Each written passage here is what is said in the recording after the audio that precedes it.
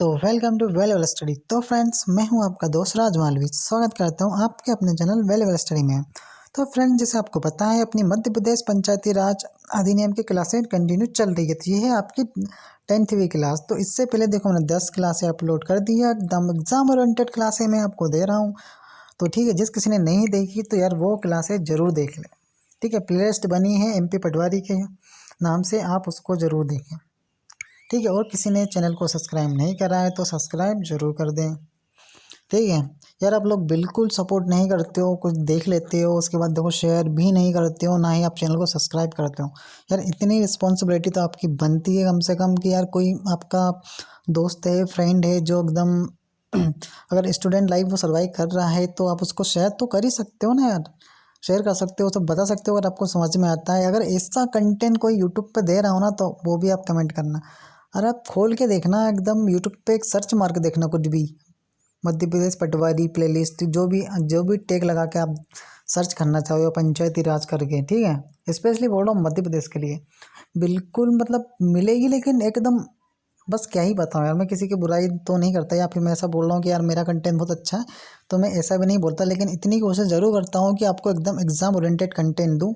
और इसके बाद अपनी कुछ क्लासें और होगी, ठीक है, इससे रिलेटेड। उसके बाद में अब जब आपको MCQ कराऊंगा ना, जितने पूरी क्लासें पढ़ी होगी ना, अगर एक क्वेश्चन भी मिस हो जाए तो आप मेरे को बताना। सारे क्वेश्चन आपको इसी कंटेंट से मिलेंगे। और ऐसा नहीं है कि मैं वो बना लूँगा, मैं एकदम को दिखाऊंगा प्रीवियस ईयर। जो आपकी एक बुक आती है BNP जो पब्लिकेशन वाली बुक आती है, उसमें उससे रिलेटेड प्रीवियस ईयर क्वेश्चन छपे होते हैं। ठीक है, उसमें होते हैं क्वेश्चन जो पटवारी के एग्जाम में पूछे हुए क्वेश्चन, तो वो मैं आपको करवाने वाला हूँ। तो देखो, आज की क्लास थोड़ी लंबी चलने वाली है तो आप बने रहिए। ठीक है, अगर आप अपनी लाइफ को लिए अगर आप मतलब आधा घंटा 1 घंटा नहीं दे सकते किसी क्लास में, तो यार क्या ही आपसे एक्सपेक्ट करूँ। मतलब आप तो मतलब वही खिलाड़ी हो कि 25 क्वेश्चन करा दो, आंसर बता दो, खत्म, हमारा काम हो गया। तो भैया ना, जो भी ऐसा कर रहा है ना 25 क्वेश्चन करके, वो कभी रिजल्ट नहीं होगा तुम्हारा। मतलब एकदम कड़वी सच्चाई है, बुरी लग सकती है। वो 25 क्वेश्चन पढ़ के जो पढ़ते हैं ना MCQ में, 25 क्वेश्चन मोस्ट टाइम भी ये पूछा जाएगा, ये पूछ रहा है। अरे भैया क्या वो तैयार MCQ तब कराना अच्छा लगता है जब आपका कॉन्सेप्ट, मतलब आपका कॉन्सेप्ट एकदम तैयार हो, सारी चीज़ें आपने पढ़ रखी हो, तब MCQ किए जाते हैं भैया। ऐसे ही नहीं कि बस आए हम तो तैयारी करने लगे, हम तो बस हमें बता दो भैया पैसा अधिनियम 1996, ठीक है, ये एक्ट क्यों बनाया गया भैया, आदिवासियों के लिए था, ये वो ऐसा, बस खत्म। बस इतनी इतनी यही पढ़ना है हमें तो, है ना। तो ऐसा रिजल्ट नहीं होता, बहुत तैयारी तरीके से की जाती है, ऐसे नहीं। बाकी जैसा आपको सूटेबल लगे आप करिएगा, लेकिन जो सीरियस बच्चा जिसको कुछ पता है वो एकदम अपना कॉन्सेप्ट को मजबूत करेगा, ना कि वो MCQ की तरफ भागेगा। चलो अपना ज़्यादा फालतू बात ना करते हो, अपन शुरू करते हैं। देखो, अपन पढ़ने वाले हैं आज मध्य प्रदेश में पंचायती राज।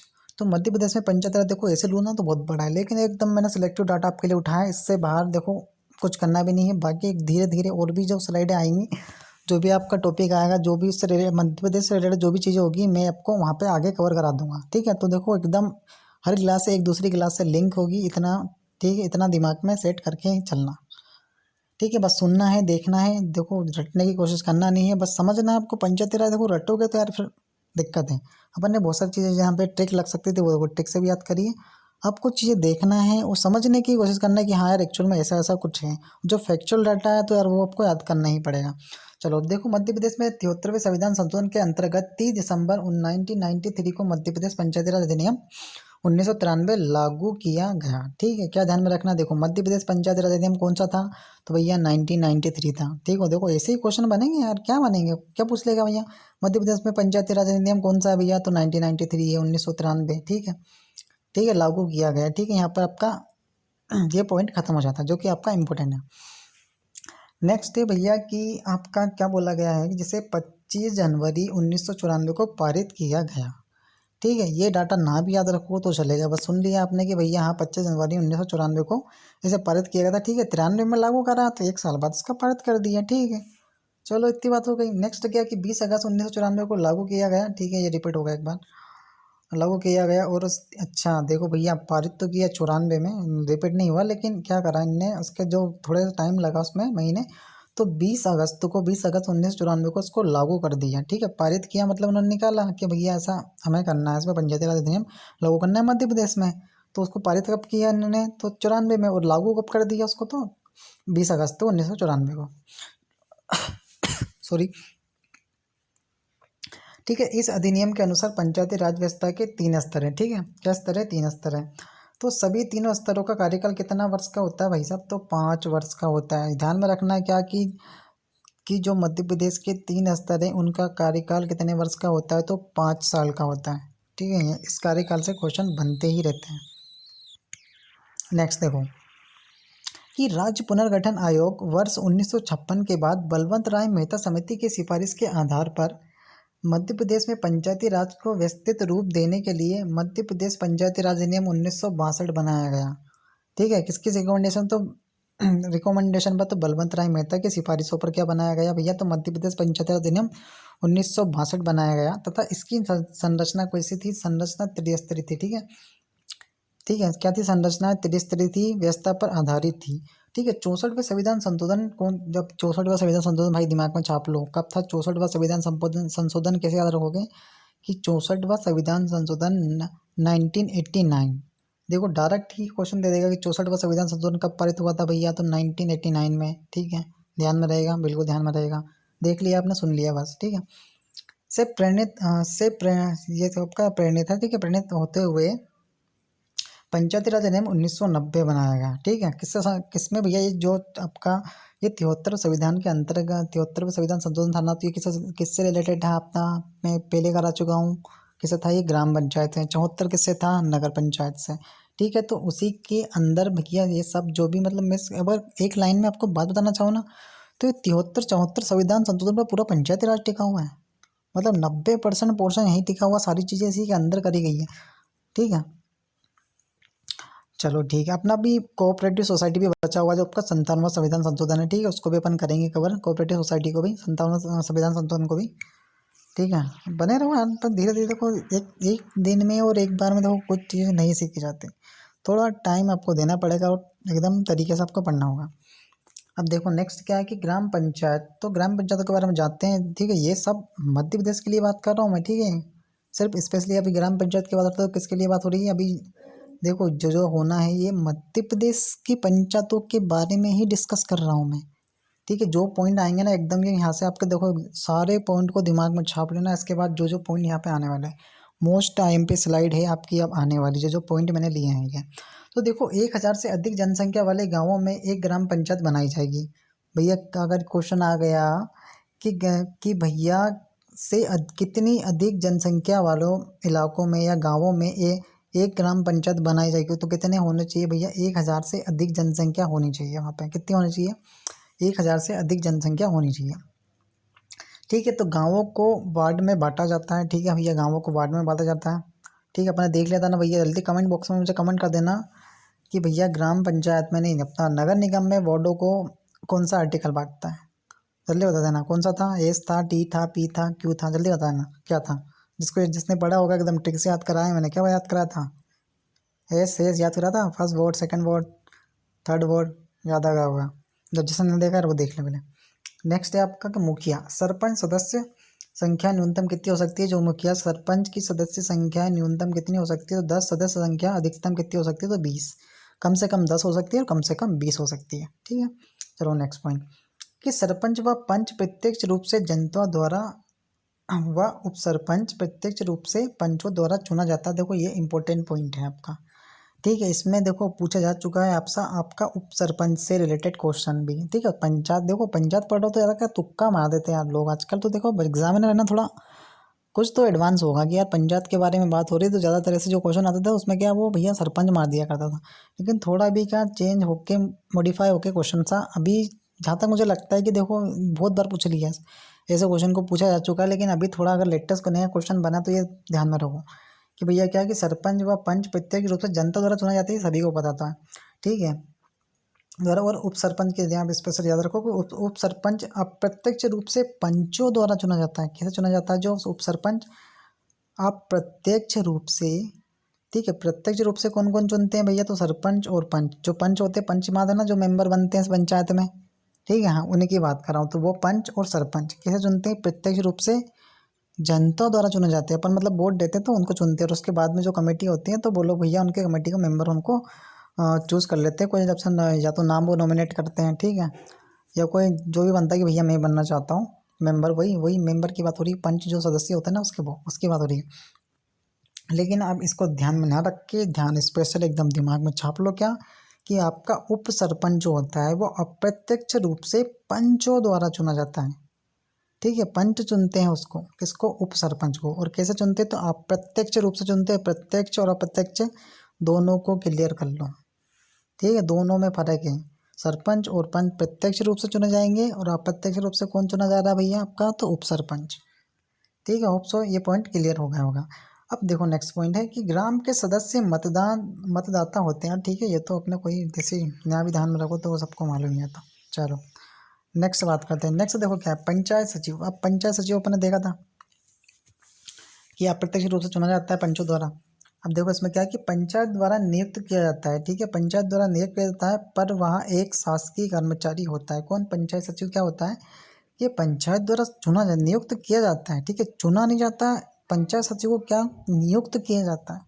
ठीक है, नियुक्ति की जाती है किसकी, पंचायत सचिव की। और यहाँ क्या होता है, शासकीय कर्मचारी होता है, मतलब सरकारी कर्मचारी होता है वैसे। चलो ठीक है, आ गया था अपना एग्जामपुर का मैसेज। हमने भी सब्सक्राइब कर रखा है, बड़ा चैनल है। अब देखो क्या नेक्स्ट पॉइंट है आपका, कि सरपंच उप सरपंच को उनके 5 साल के कार्यकाल से पहले भी अविश्वास प्रस्ताव द्वारा हटाया जा सकता है।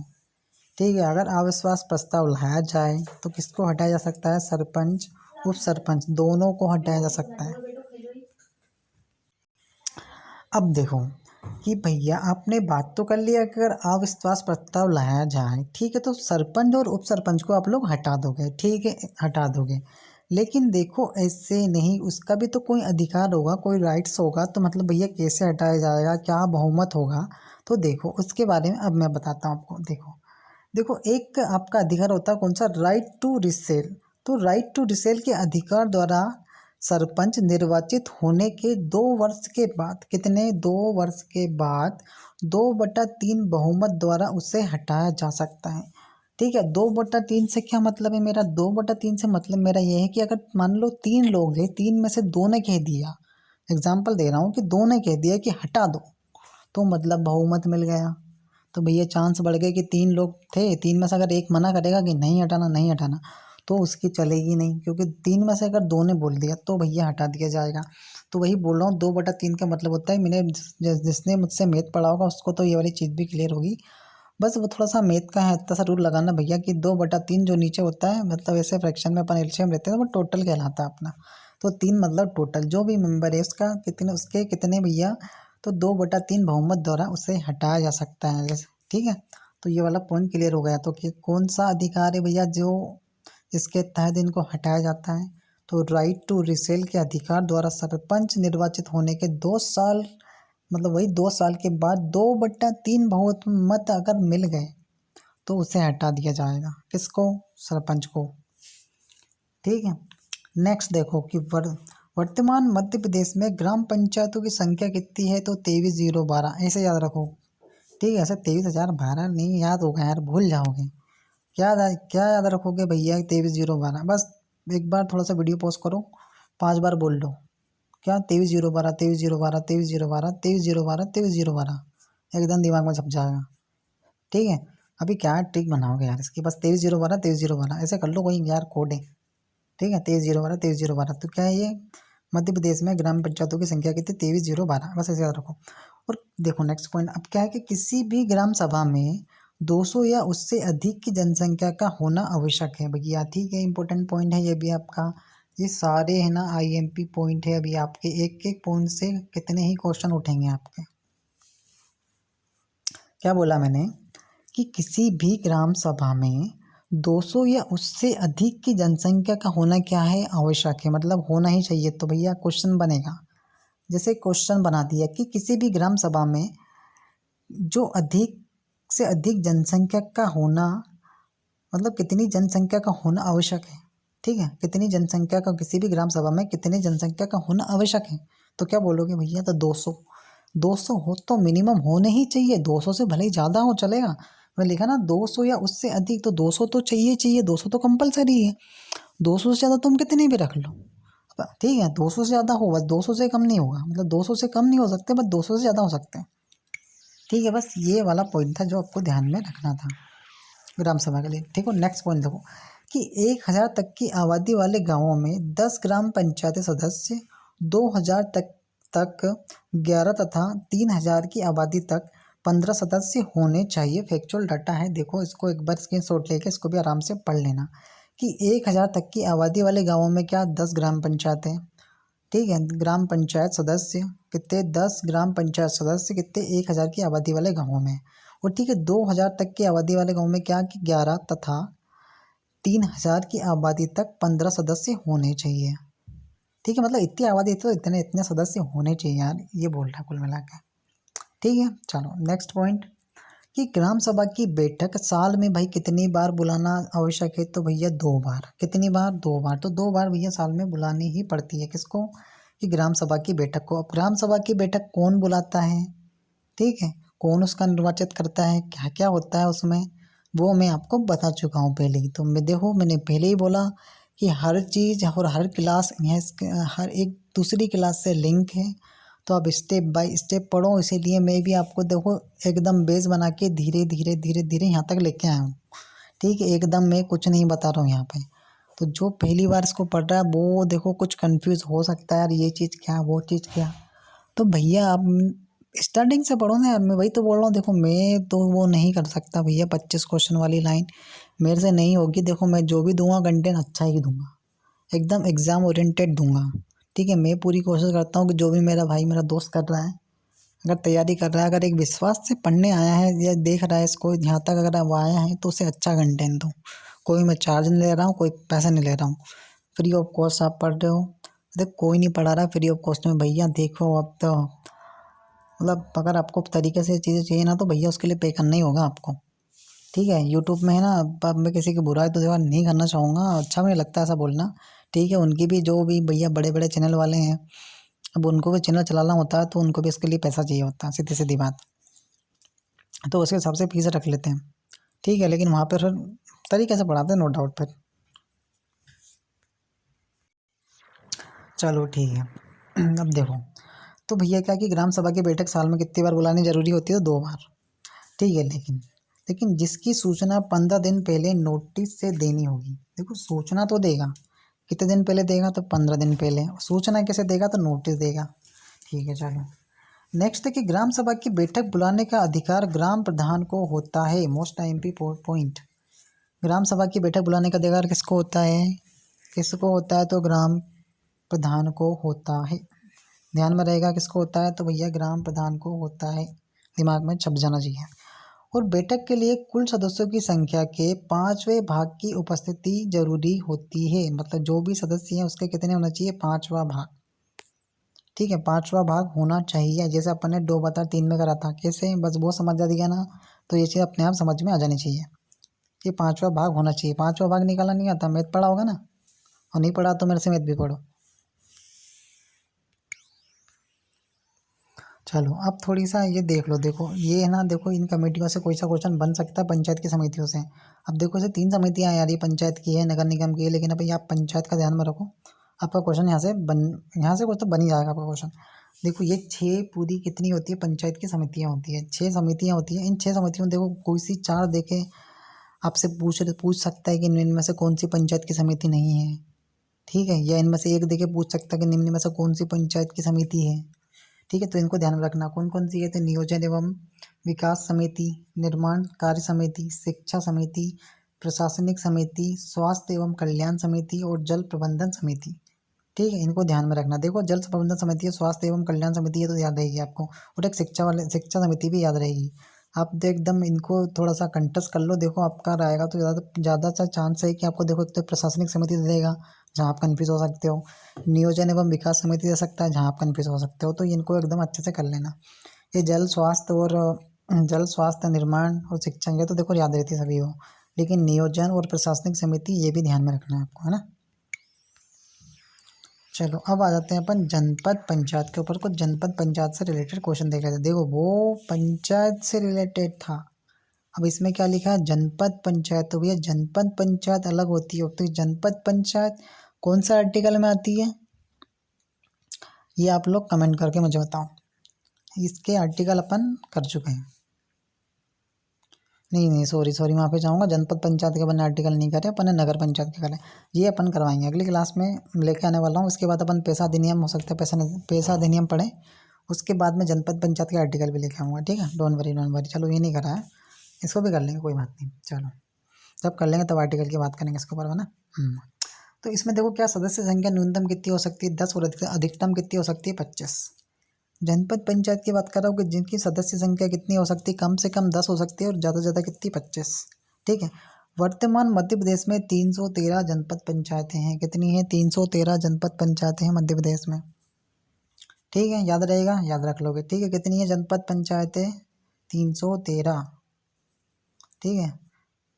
चलो इसको 313 याद करना, चलो याद करा देते हैं। यहाँ क्या लिखा है? जन, जनपद में क्या दिख रहा है? जन। हर एक जन 313 करता रहता, ऐसे ध्यान में रखो। क्या कि हर कोई जन यार 313 करता रहता है, बस। क्या 313 तेरा मेरा तेरा मेरा, बस ऐसे ध्यान में रख लो, ठीक है। 313 करता रहता है हर एक जन, बस। तो जनपद पंचायत में 313 जनपद पंचायत है, ध्यान में रहेगा आपको। चलो ठीक है।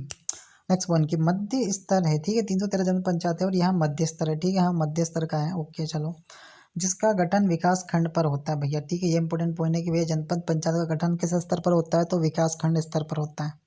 किस पर होता है? विकास खंड स्तर पर जनपद पंचायत का गठन होता है।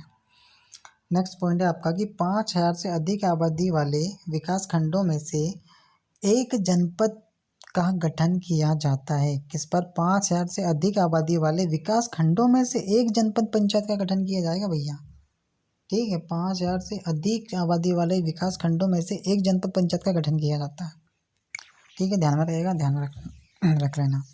चलो नेक्स्ट पॉइंट की बात करते हैं। नेक्स्ट पॉइंट क्या है कि सदस्यों का चुनाव प्रत्यक्ष रूप से जनता द्वारा, बल जबकि अध्यक्ष व उपाध्यक्ष चुनाव अप्रत्यक्ष रूप से सदस्यों द्वारा किया जाता है।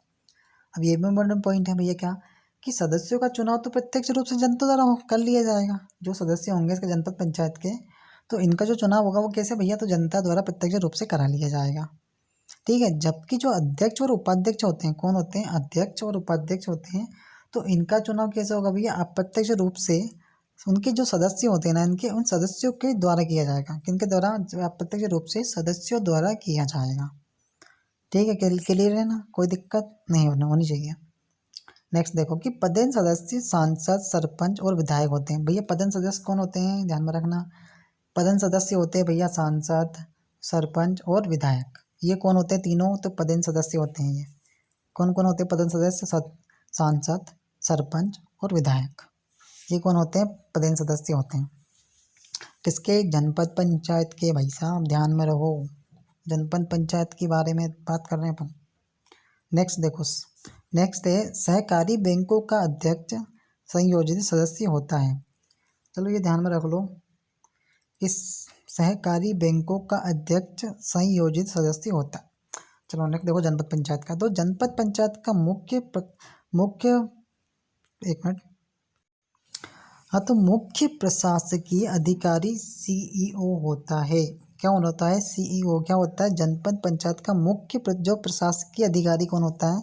प्रशासकीय अधिकारी होता है सीईओ होता है, जो राज्य लोक सेवा आयोग द्वारा चयनित अधिकारी होता है। भैया इसको कौन मतलब इसको चयनित करता है? तो लोक सेवा आयोग द्वारा चयनित होता है। अब लोक सेवा आयोग तो पता है ना भाई, अरे आपके बड़े बड़े एग्जाम भैया, यूपीएससी एमपीपीएससी वाले, ऐसे बड़े बड़े अधिकारी इनको बोलते हैं लोक सेवा आयोग के अध्यक्ष यार।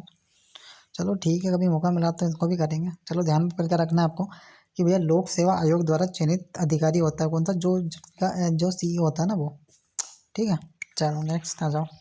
अब नेक्स्ट आपको देखो, आज की क्लास थोड़ी लंबी चलेगी आपकी। तो पंचायती राज व्यवस्था से संबंधित अन्य महत्वपूर्ण तथ्य बताने वाला हूँ आपको, लेकिन सारे के सारे ये मध्य प्रदेश से रिलेटेड है, ठीक है।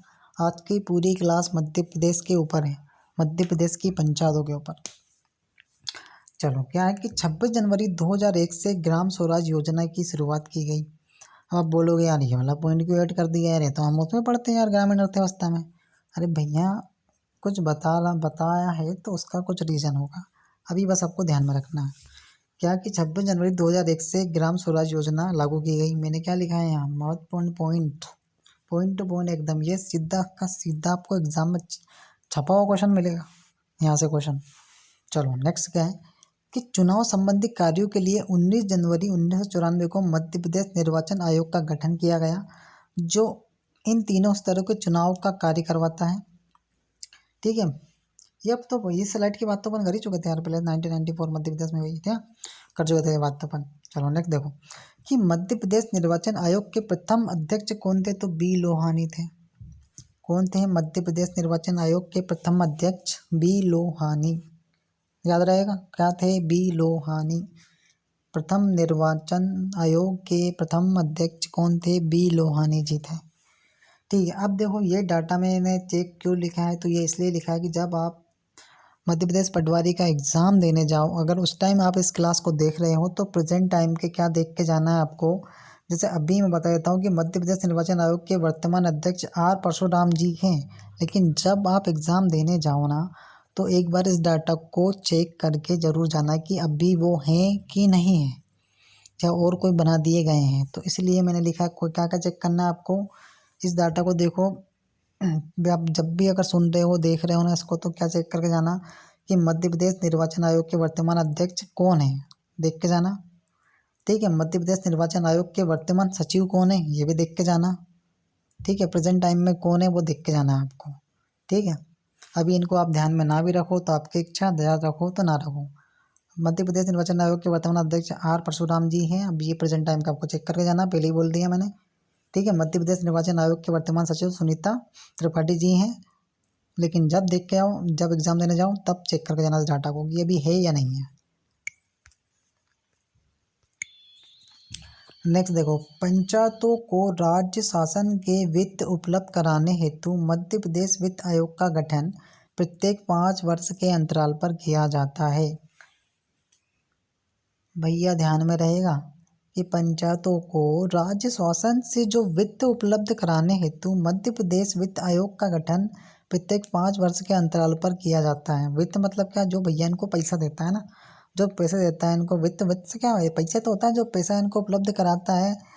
ठीक है, तो वित्त आयोग का गठन प्रत्येक 5 साल के अंतराल पर किया जाएगा भैया, सीधी सीधी बात है, यही समझना है इसमें।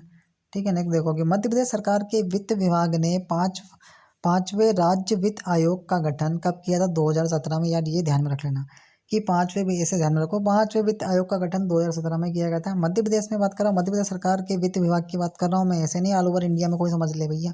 स्पेशली यहाँ दिख रहा ना, मध्य प्रदेश के बारे में बात कर रहा हूँ कि मध्य प्रदेश सरकार के वित्त विभाग ने पांचवें राज्य वित्त आयोग का गठन 2017 में किया था। ठीक है, चलो ठीक है। तो आयोग के अध्यक्ष के तौर पर वरिष्ठ भाजपा नेता और पूर्व गृह मंत्री हिम्मत कोठारी को अध्यक्ष और मिलित वाइकर को सदस्य सचिव की भूमिका दी गई।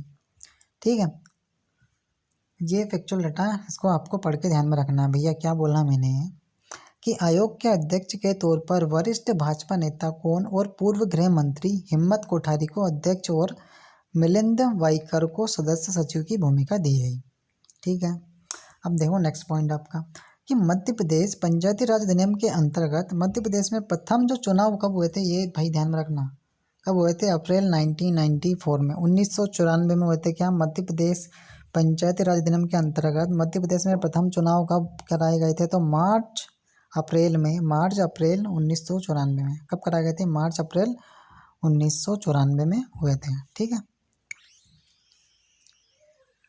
चलो नेक्स्ट पॉइंट बात, आज की थोड़ी क्लास अपनी लंबी हो सकती है, चलो फटाफट खींचते हैं है ना। तो देखो 3 स्तर SC ST OBC व महिलाओं के लिए आरक्षण की भी व्यवस्था की गई है। ठीक है, पता ही हमको। चलो नेक्स्ट आ जाओ, 73वां संविधान संशोधन लागू करने वाला मध्य प्रदेश प्रथम राज्य था। भैया दिमाग में छाप लो, क्या 73वां संविधान संशोधन लागू करने वाला पहला राज्य कौन था? मध्य प्रदेश था, अपना प्यारा मध्य प्रदेश था, अपना प्यारा सोया प्रदेश था। मध्य प्रदेश को सोया प्रदेश भी बोलते हैं भैया, क्यों? ज़्यादा सोया होता है। चलो 1907 में सर्वप्रथम दतिया में नगर पालिका का गठन किया गया था। भैया मध्य प्रदेश में कहाँ किया गया था? तो सर्वप्रथम दतिया में किया था। और कहाँ, कौन सी डेट थी जब किया था? 1907। ठीक है, अब देखो इसको याद रखो कैसे कि नगर पालिका गठन कहाँ किया था? दतिया में। तो कब किया था? 1907। कैसे याद रखोगे? देखो दांत और दतिया, दतिया से बनाओ दांत, दांत क्या होते हैं? 7, तो 1907। अरे ऊपर और नीचे के दांत साथ साथ होते हैं, नहीं होते? देखो बंद करके देखो आईने में, दांत को होंगे कि नहीं होंगे साथ साथ? दांत साथ साथ होंगे कि नहीं होंगे? नीचे ऊपर के बिल्कुल साथ साथ होंगे। तो बस दतिया दांत दांत 1907 होगा ना यार, बस अपना काम आपको याद कराना है।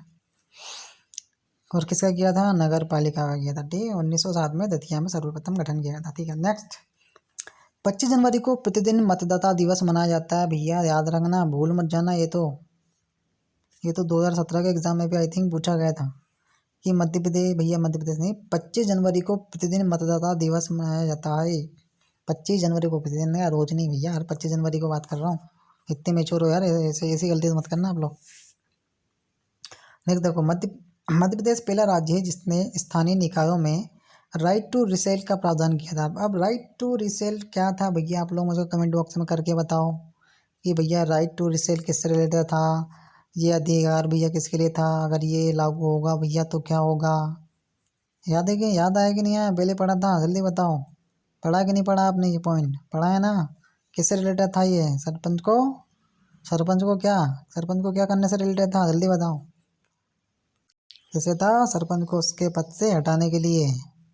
और कितने बहुमत की जरूरत होती थी, जल्दी बताओ। 2/3। ठीक से पढ़ो यार, भूलो मत। मध्य प्रदेश में राइट टू रिसेल का सर्वप्रथम प्रयोग शहडोल जिले की अनूपपुर तहसील में किया गया था। दिमाग में छाप लेना, कब किया गया था? राइट टू रिसेल का सर्वप्रथम प्रयोग किया गया था शहडोल जिले की अनूपपुर तहसील में किया गया था। कहाँ किया था? शहडोल जिले के अनूपपुर तहसील में किया गया था सबसे पहले इसका प्रयोग। कहाँ? मध्य प्रदेश में भैया। मध्य प्रदेश में शहडोल है कि नहीं? शहडोल जिला है भैया, सुना तो होगा, चलो नहीं देखा तो भैया मैंने नहीं देखा, लेकिन है तो सही। वो शहडोल जिले के कहाँ? अनूपपुर तहसील में। अब चलो अपन ने आरक्षण की बात करी थी, तो यार चलो आरक्षण भी देख ही लेते हैं। तो भैया मध्य प्रदेश में 50% आरक्षण है महिलाओं को। ठीक है, खत्म करो इस पॉइंट को, सीधे सीधे पढ़ो, कन्फ्यूज मत हो, इतना बड़ा पढ़ो। ठीक है, ध्यान में रख लोगे, चलो पढ़ ही लो, चलो फिर अब तो ठीक है, तो कुछ मिल जाए आपको इंपॉर्टेंट पॉइंट इसमें से। तो पंचायत के सदस्यों के लिए यहाँ व्यवस्था की गई है कि जिन पंचायतों में अनुसूचित जाति और जो अनुसूचित जनजाति दोनों के लिए 50% या इससे कम स्थान आरक्षित किए गए हैं, वहाँ कुल स्थानों के 14% आरक्षण पिछड़ा वर्गों के लिए आरक्षित किए जाएंगे। भैया 50% तो है महिलाओं के लिए, अगर वही अनुसूचित जाति जनजाति में अगर देखो ऐसा हो कि कुल स्थान का अगर उनका कम है ना, तो भैया उनको 14% पिछड़ा वर्गों के लिए दे दी जाएगा, बात खत्म। नेक्स्ट पॉइंट देखो, जिला पंचायत अध्यक्ष पद के लिए 25% स्थान और अन्य पिछड़ा वर्गों के लिए निर्धारित किए जाएंगे। ठीक है, किन के लिए किया जाएगा?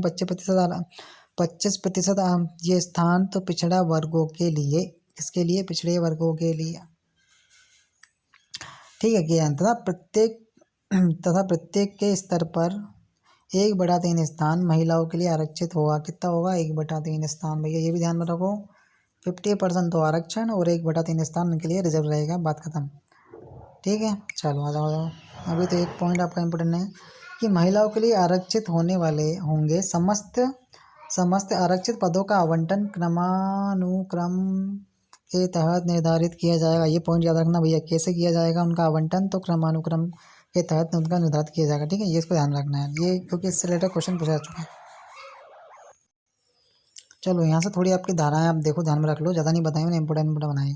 तो नगरीय निकाय के लिए नगरीय निकाय के कार्य क्या है? तो नगरीय निकाय के कर्तव्य का विवरण नगर निगम अधिनियम की धारा 66 तथा 67 तथा नगर पालिका अधिनियम की धारा 123 एवं 124 में दिया। बस इसी तरह ध्यान रखो भैया। नगर निगम के कार्य के बारे में क्या याद रखना है कि नगर निगम के कर्तव्यों का विवरण नगर अधिनियम की धारा, कौन सी है? धारा है, आर्टिकल नहीं है, धारा है। ठीक है, धारा है, कौन सी है? धारा। अब ये खंड मंड में भी आएंगे कि खंड 3, खंड 10, ये क्या क्या वो बताऊंगा। तो धारा कौन सी? 66 और 67 तथा नगर पालिका अधिनियम। ठीक है, नगर निगम है ये भैया, नगर निगम की 66 और 67, और नगर निगम और नगर पालिका दोनों अलग अलग होती हैं। ठीक है, ऐसे कंफ्यूज मत होना कि भैया नगर निगम, इतना तो डाउट नहीं आ रहा ना किसी को कि नगर निगम और नगर पालिका, ये दोनों अलग अलग है। नगर निगम अधिनियम की धारा 66 और 67 है, और नगर पालिका की कौन सी है? 1 2 3, याद रखो 1 2 3 की संबंधित है नगर पालिका से, कि नगर पालिका की धारा 1 2 3 और कौन सी है? 124, 1 2 3 और उसका अगला नंबर 1 2 3 1 2 4, 123 124 किस, ठीक है, ये किससे रिलेटेड है? नगर पालिका और आपके नगर निगम अधिनियम से। ठीक है, बस ये डाटा ध्यान में रखना है, यहीं से आपका कुछ क्वेश्चन पुटअप होगा तो यहीं से होगा। चलो देखो कि मध्य प्रदेश पंचायती राज अधिनियम 1993, मध्य प्रदेश पंचायती राज संशोधन अधिनियम क्रमांक 3 सन 2001 द्वारा अरे ये तो अपन देख चुके हैं ऊपर, चलो हटाओ इसको। तो मध्य देखो, ये देखो ग्राम सभा का जो गठन है खंड 2 धारा 5 के प्रति होगा। अगर ये नहीं पढ़ना चाहो तो इसको मत पढ़ो, लेकिन इतना तो ध्यान में रखना कि ग्राम सभा का गठन खंड कौन सा बोलता है, खंड 2 और धारा 5। ग्राम सभा का गठन खंड 2 धारा 5, ऐसे ध्यान रखना।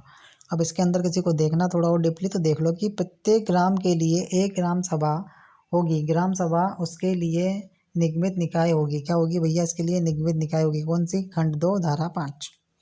नेक्स्ट देखो कि ग्राम सभा खंड 2 धारा 7 में क्या दिया है कि ग्राम सभा खंड 2 और धारा 7, यहाँ भी खंड 2 की धारा 5 है भैया, इसमें ग्राम सभा का गठन दिया है। इसमें ग्राम सभा का खंड तो 2 है, लेकिन धारा 7 में क्या दिया है, धारा 7 में देखो दिया है कि ग्राम स्तर पर पंचायत क्षेत्र के भीतर समाविष्ट किसी राजस्व ग्राम या एक ग्राम से संबंधित निर्वाचन नामावली उसे रजिस्ट्रेट व्यक्तियों से मिलकर बनने वाला कोई निकाय के बारे में दिया गया। इसमें खंड 2 धारा 7 में ये ग्राम में बनने उससे बनने वाला है, कोई नामावली या रजिस्ट्रेट व्यक्तियों से मिलकर बनने वाला है कोई निकाय है उसके बारे में बताएगा धारा 7 में। ठीक है, नेक्स्ट है आपका कि ग्राम पंचायतों की स्थापना। अब ये ध्यान में रखना, अगर ये ध्यान में ना रखो तो मत रखना, लेकिन ये पहला और भैया ये तीसरा ध्यान में रखना। कौन सा, कि ग्राम पंचायतों की स्थापना खंड 3 धारा 10 में है। ग्राम पंचायतों की स्थापना किसमें, खंड 3 धारा 10।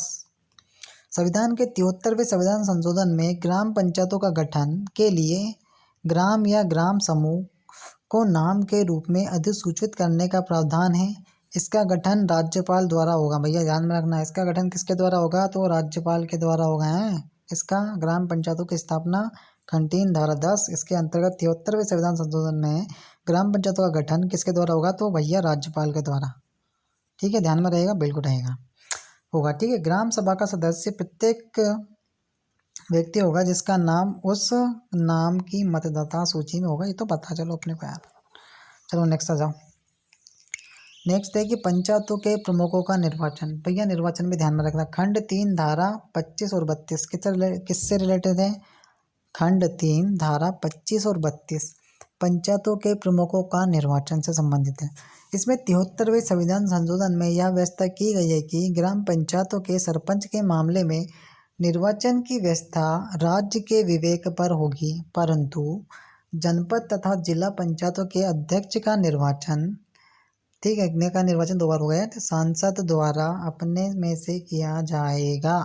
मध्य प्रदेश पंचायती राज विधेयक ने यह व्यवस्था दी है कि सरपंच का निर्वाचन पर देख चुके हैं ना अपन, प्रत्यक्ष होगा, मतदान द्वारा किया जाएगा। ठीक है, ये स्लाइड अपन इसके बारे में देख चुके हैं। इसमें आपको क्या देखना है भैया, आपको देखना ये है, क्या देखना है कि निर्वाचन की व्यवस्था राज्य के विवेक पर होगी, परंतु जनपद तथा जिला पंचायत के अध्यक्ष का निर्वाचन, ठीक है, किसके द्वारा होगा, सांसद द्वारा अपने में से किया जाएगा। किसका, जनपद तथा जिला पंचायत के अध्यक्ष का निर्वाचन सांसद द्वारा अपने में से किया जाएगा। बस इतनी सी बात है, ये ध्यान में रख लेना। नेक्स्ट है देखो, आपकी लास्ट स्लाइड है, चलो खत्म हो चुकी है बस। ठीक है, यहीं तक अपनी रहेगी, आज थोड़ी ज़्यादा लंबी हो गई। इसमें देखो पंचायतों में आरक्षण, तो आरक्षण किसके बारे में भैया, आरक्षण दिया आपका खंड 3 धारा 13। ध्यान में रखना यार प्रोसेस को, पंचायतों में आरक्षण खंड 3 धारा 13। देखो मार्च 2007 को पंचायत और स्थानीय निकायों में महिलाओं को 50% बात कर चुके हैं अपन।